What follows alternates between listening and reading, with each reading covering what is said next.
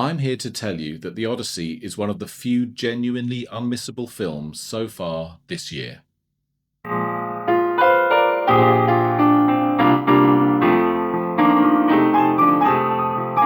word epic is overused these days, and that's really not fair on genuinely epic films like The Odyssey, which is truly deserving of that title.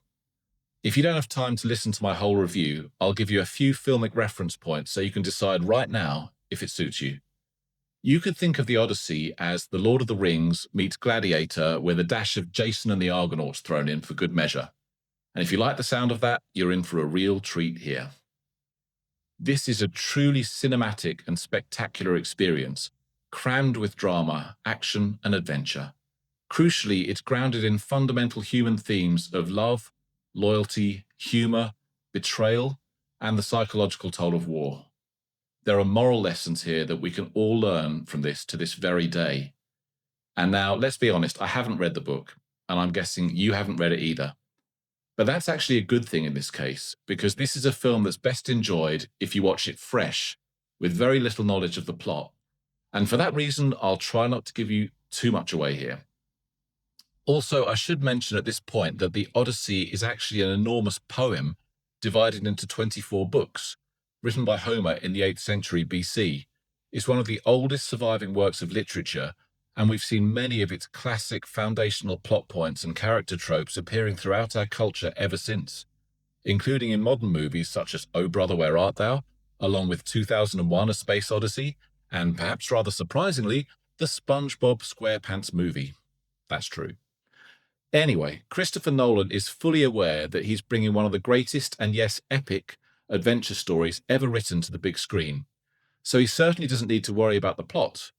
It's literally a classic ancient Greek story which follows Odysseus's 10-year journey home to Ithaca after the Trojan War, with outstanding performances from Matt Damon, Anne Hathaway, Tom Holland, and many more A-listers who are bringing their A game here, as they say in America.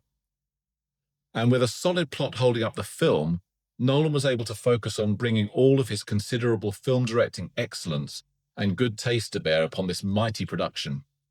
At this point, I should mention that I only have one major criticism of this film, and that's its length.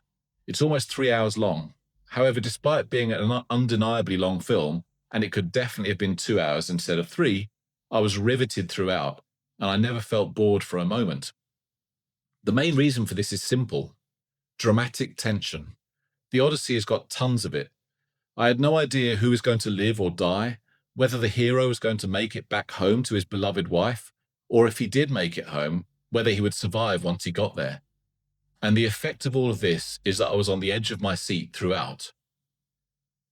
On top of this, Nolan, who wrote the screenplay based on Homer's poem, cleverly uses a non-linear structure, weaving together different timelines to keep us on our toes. And another major reason for my excitement about this film is that it's the first feature film to be shot entirely with IMAX 70mm film cameras. This is a towering achievement in the world of cinema, and I urge you to seek out your nearest IMAX screen and book your tickets now. Perhaps because he's shooting entirely on IMAX, Nolan relies less on the kind of extreme close-ups he normally chooses for fight scenes, and this makes for a really enjoyable movie where you can properly see what's going on all the time. And of course, the major bonus of IMAX, as we all know, is that the screen is massive, and Nolan makes full use of it. Scene after scene, our eyes are treated to spectacular set pieces and original camera angles that really bring this Greek classic to life. Nolan's enthusiasm for live action rather than computer graphics makes a huge difference as well. Instead of just generating a CGI Cyclops, for example, he had his team build a 60-foot puppet and only use computers to remove the puppeteers and animate the Cyclops' terrifying face, which will probably visit my dreams for the next few weeks. Speaking of which, I was rather surprised that one scene in particular veered into horror territory. There were many gasps and quite a few people turning away from the screen during that particular scene when I watched it. I loved it personally, and it's exciting to see Nolan pushing his own boundaries like this. Nolan has also pushed his musical boundaries with this film. He turned again to Ludwig Göransson to score this one, and banned him from using a standard orchestral score to avoid the typical tropes of sword and sandal epics. So what we get instead is a haunting and hypnotic soundtrack. If you listen carefully, there's one particular melody which features twice in the film and adds a lot of emotional significance when you realize where you'd heard it before, but I won't spoil that for you. Special mention must be made of the cast. This is one of those films where a single bit of bad acting would have ruined everything, but every single actor and actress gives it their all. At certain points, people in the audience were actually crying when I went to see it. So hats off to Nolan and his entire crew. The Odyssey is a genuine epic, and I urge you to check it out now on the big screen. Now, this is my first ever post, and I'm going to be celebrating the very best films of all time from now on this channel.